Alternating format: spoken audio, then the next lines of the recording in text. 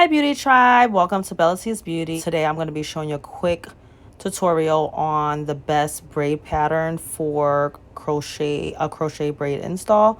We're going to start off by sectioning the hair, and we're going to then start braiding cornrows front section of the hair from ear to ear and work our way towards the other side of the head.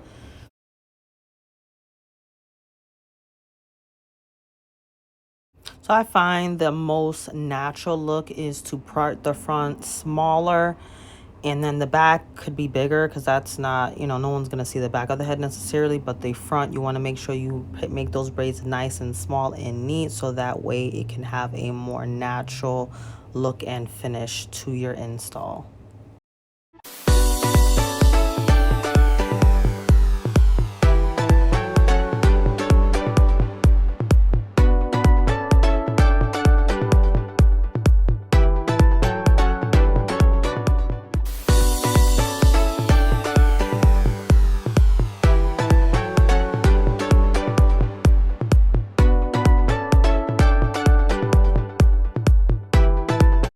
Now that the front is complete, you want to go ahead and start to take those loose ends of the braids that you make and basically braid it into the cornrows that you're going to be making in the back. Clearly, they are a lot bigger. That is not going to be an issue once you start applying the crochet hair into the head.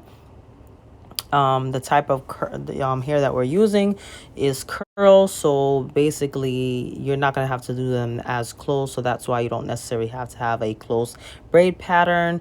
And mostly all of the crochet styles, based on my experience, the braids in the back don't have to be small like the front. I just do it this way to make it easier and quicker.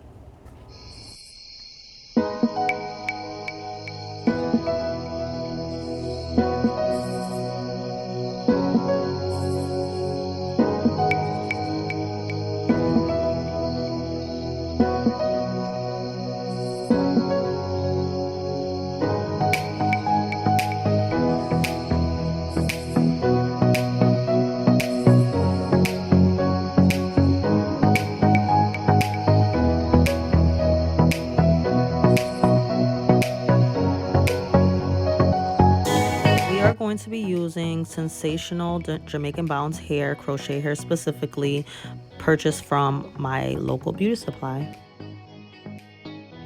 So now we're going to start installing the hair onto the braid. So I'm using my crochet hook and putting it underneath the braid, and I am basically hooking the hair onto the needle, latching it, and then pulling it right through. Then I take the latch off, open that loop, and put the hair through. And I will be doing it 3 times to make sure that hair stays secure.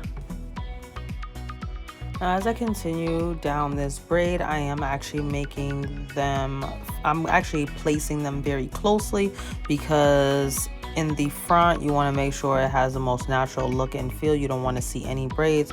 So I am going to go ahead and apply the rest of the hair onto this one braid, and you'll see me placing it very closely so that way I don't have any missed spots. The back, we are not going to be doing the same technique. We're going to basically be placing it as we see fit to get the fullness that you desire. You basically eyeball it to your liking to get to, the fullness that you desire, and make sure everything is covered up. So I do want to add that in the back, when you start placing the crochet hair in the back, you want to scatter it as much as you can. That will give you the look that you're going for without it becoming too bulky and end up having too much hair for your liking. So just keep that in mind. When I say place it as you see fit, I mean scatter it as much as you can, insert it where it needs to be so that way it covers as many spots as it can, but do not overly put too much hair because it will become too big.